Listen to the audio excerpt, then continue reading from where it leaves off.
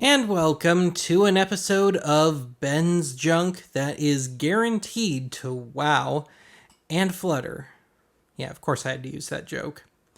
So, I got me yet another reel-to-reel deck, but not because I wanted another one. So, let me explain this. Some time ago now, on an archive thrifting episode, I picked up this little Lucor brand reel-to-reel, which I intended to use as a moldy tape cleaning rig. And unfortunately, it was too far gone to even use for that. So, 2 or 3 months ago now, I started keeping an eye out locally, like on Craigslist and stuff, for another potential moldy tape rig. And my only prerequisites were that it could handle 7-inch reels and could fast forward and rewind reliably. So soon thereafter, this crossed my radar, and I went over, snagged it up, and I also mistook it for an Akai GX-220D, which is a pretty common and pretty average deck. Well, actually, this is the considerably more rare and oddball GX-220, dating to probably 1974. And I have read anecdotally online that that was the only year they made these, but I'm going to stop short of really making that claim. I didn't notice any dates printed on any of the parts inside. But anyway, the main difference between this and a 220D is that this has a built-in amplifier and speakers. And of course I got the doors open for that right now, and you heard a little bit of it. But anyway, the more I've played around with this thing, the more I'm unsure about using it as a moldy tape rig. But at the same time, it does have some problems. So this has a few issues, some of which have been resolved, others haven't. Now, initially, I wanted to replace both the counter and the main drive belts on this thing, and that didn't happen. So the counter belt was stretched and just not really doing its job anymore. And so I spent forever trying to get this disassembled enough to at least get the counter belt, because the drive belt seemed to be okay at least. But some of the screws are so corroded, especially on the reel assemblies, that all I was going to do was strip out the screws, and especially the right assembly here, which of course also controls the counterbelt, and I have to take off to get to it. And I even managed to unintentionally eat at the rubber, the glue holding the rubber onto the machine, and you might not see it from that distance. But I was using deoxit and liquid wrench trying to penetrate the screws, and of course it didn't work, but in the process this came off, and I haven't had any luck getting it back down. But it doesn't affect the functionality, so I guess I'll just live with it. And then, because the AV gods were just thumbing their noses at me, the damn counter started working again. It never gives me the same reading twice, but still. Now, another thing that wasn't working was the reverse feature. So you can switch between sides of the tape with the push of a button. And I didn't do anything to try and fix that. One day it just up and started working again. Now, by the same token, during all the belt drama, the automatic shutoff partially died on me. So now it'll shut itself off at the end of a fast forward or rewind, which is what it's supposed to do, but it won't do it during playback, and that has not been resolved. Now, on a related note, this is one of those unique reel-to-reels that will do auto reverse. So you can add a piece of sensing foil, like an 8-track splice, to the outside, the shiny part of the end of a side of tape. And I have tried this, and I did it on one of my junker reels here, and yeah, I just called Johnny Mathis a junker. But in my defense, the man was going through a serious slump in the early 70s. But anyway, now, instead of being able to play both sides of an album without turning the tape over, When you get to the end of side 2, the tape will just keep running into eternity, all the while unraveling, and if it catches just right, mangling the tape. And then I had to forcefully remove the handle for the pause lever. That was initially held on with this wimpy little screw that just kind of fell apart on me, and a whole lot of glue. And I think the glue was the main culprit. Call me crazy. But I'm not going to put it back, because if I ever need to take the face of this off again, I just have to eat at the glue. So I refuse to do that. So let's just take a quick spin through the controls here. So this is one of those all too rare 3-speed decks. So it'll do the usual 7.5 and 3 3/4 inches per second stuff, but it will also do 1 7/8 inches per second. And it's got EQ to correspond with those. And I found that if you've got a really dull sounding 3 3/4 or 7.5 IPS tape, you can just kick this up to the 1 7/8 setting for EQ, and it buys yourself a little extra high end, and it does it nice and quickly and efficiently. Now, of course, that only applies if you're working internally. If it's line out to something else, line out is line out. It won't matter. But anyway, we have got a trio of 2-part knobs here. So we've got volume and recording level, and each half of it, so the outer half and the inner half, will control one channel each, independently. So if you got kind of a deficiency on one side, you can kind of play around with it.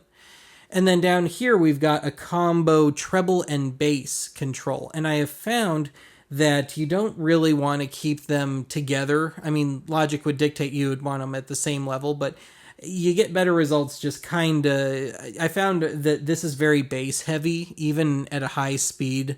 So I find myself turning the bass down a bit when I'm working internally with this thing. So then we've got 2 arrow buttons here, and that is to control the aforementioned reverse function. And I don't know if it's just my unit, but it takes a solid 10 seconds for the sound to kick back in after hitting your button. So then we've got a somewhat persnickety pause lever, which you have to raise and kind of push in there. And as you can see, it's kind of persnickety. And it's also really easy, as you can probably tell, to make it let go. I mean, here's the release just below, and it's really a feather touch thing. I really just put my finger on it. I didn't really put any pressure on it. Now that, we'll jump to the record button here, since it all fits together. So if you want to record something, usually with a reel-to-reel, you put it into pause first so you can gauge the levels. So you'll put this into pause, hold down the record button, and crank the play switch all the way. And then when you're ready to actually record, you just let the pause go. But I have found in my tests it is so easy for that to come off that I've gotten some interesting, very wow-heavy effects just looking at it funny when I'm trying to set stuff. So then we've got this kind of quirky, annoying automatic off switch. So you can choose between merely cutting off the drive motor at the end of a tape, or have the entire machine shut down at the end of a tape, at the end of a side. And, it's nice enough, I suppose. I can't say I entirely get it. It doesn't always work, but it's there. So then we have got the SRT button, which stands for Super Range Tape. And Akai at the time was trying to sell their super range tape, use our tapes with our machines. But what it really is a bias. switch. So, you can, if you want a little extra bias on your recording, it doesn't really matter what you're using. You can just hit the SRT button during your recordings. Now down here we've got the SOS button, which does not stand for Save Our Song, or Salvage Our Song, I guess you could also make it. But what it is sound on sound, which would imply overdubbing, but not like in the Les Paul sense, where it'll just add on to an existing recording, on the same track.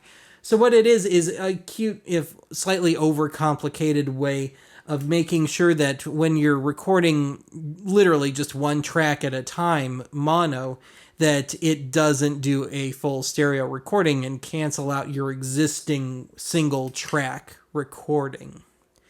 So over here, since we're already talking recording, we got mic inputs left and right, 1/4 inch, and they're okay. They're nothing special. They're no better or worse than anything else I've ever had.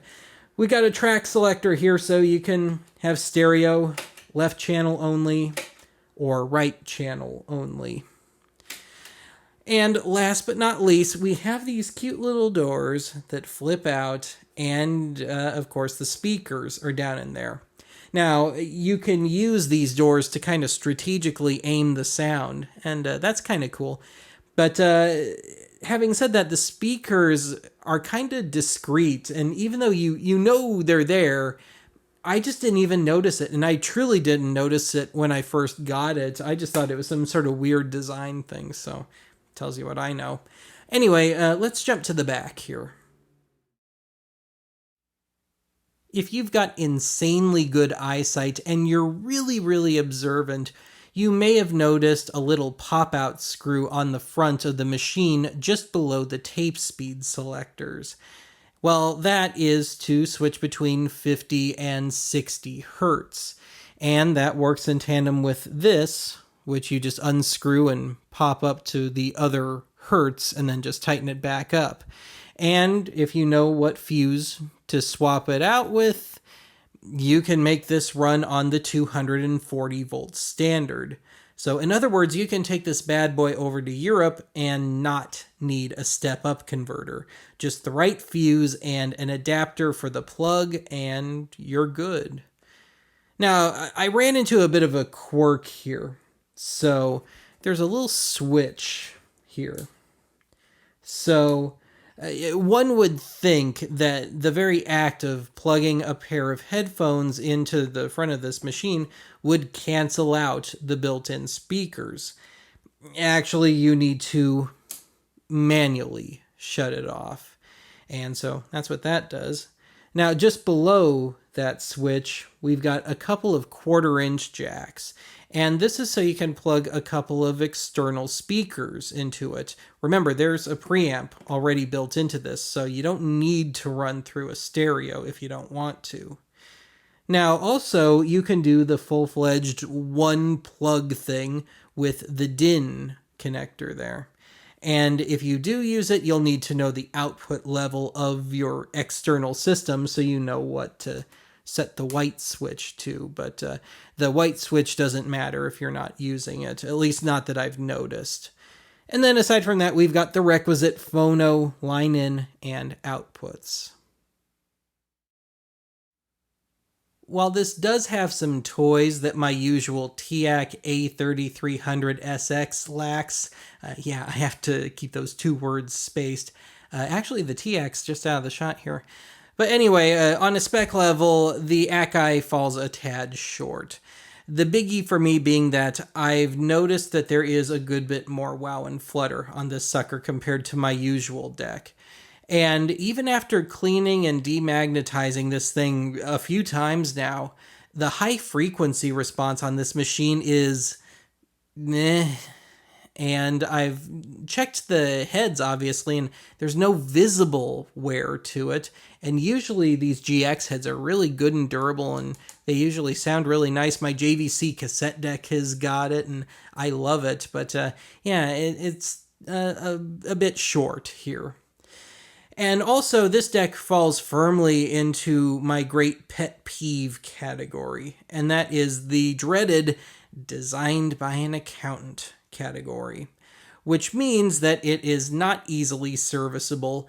Things internally are crammed together and arranged in such a way that if one piece fails, it's probably going to take down at least one other piece with it. But having said that, on the plus column, we've got the aforementioned 1 7/8 inches per second capability, the aforementioned adjustable EQ, and man, a 15 inch per second setting on this sucker would have put it right over the top in my book. We've got VU meters that don't shift around when you adjust the playback volume. That's always nice. So yeah, quirks aside, and I'll give it the benefit of the doubt and say that they're probably mostly age-related quirks. Original quirks, I'm sure that when this was new, this was a good solid deck, but oh man, especially now with the passage of time, it is a repairman's nightmare. So with that in mind, I can just about guarantee you that I will, at least in the short term, be using this as a moldy tape rig. But at the same time, this is subject to be promoted to proper secondary reel-to-reel status. And as for the moldy tape thing, I think I have ways of working around not contaminating other tapes if I want to play this, for something for archive or whatever. But anyway, that is just about it for me on the vocal front for today. Now, I tried to demo the speakers as best as I could earlier, but that's kind of a fool's errand. So, of course, I will leave you with some good, proper direct feed tests, both my own recordings and pre-recorded mass release stuff. Otherwise, I will talk to you again soon.